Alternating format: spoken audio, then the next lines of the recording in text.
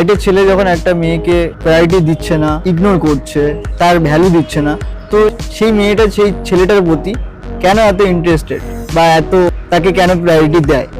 আজকের ডেটে এই সোশ্যাল মিডিয়া আসার পর থেকে মেয়েরা ধরেই নিয়েছে যে ছেলেরা মেয়েদের পেছনে পড়ে থাকে, আর এটা হয়ও।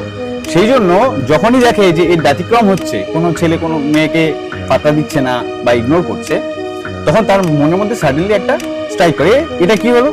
ওই সেই হিন্দিতে বলে না, ওই ইয়ে কন হ্যায় জো মুঝে মুড়কে নেই দেখা, তো ওই ব্যাপারটা কাজ করে তখন। এখন এইটা তো সারফেস লেভেলে একটা কথা হয়ে গেল, কিন্তু আমরা যদি ফিমেল সাইকোলজি অনুযায়ী দেখি, তাহলে দেখা যাবে একটা ছেলে যখন কোনো মেয়েকে ইগনোর করছে, ইনস্ট্যান্টলি সেইটা কি সিগন্যাল যাচ্ছে মেয়েটার মনের মধ্যে, সবার আগে তার মাথার মধ্যে এইটা কাজ করবে যে তার ওই ছেলেটার অন্য অপশন আছে, মানে অন্য মেয়েরা ওই ছেলেটাকে পছন্দ করে বা চায়, বা অন্য মেয়েদের সাথে ছেলেটা ব্যস্ত।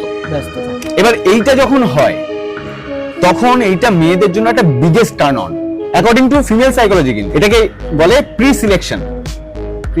ঠিক আছে, যে অলরেডি ওই ছেলেটার মধ্যে এমন কিছু কোয়ালিটিস আছে, এমন কিছু ট্রেটস আছে যেগুলো অন্য মেয়েরা পছন্দ করে। মানে research work, half of the research work is done.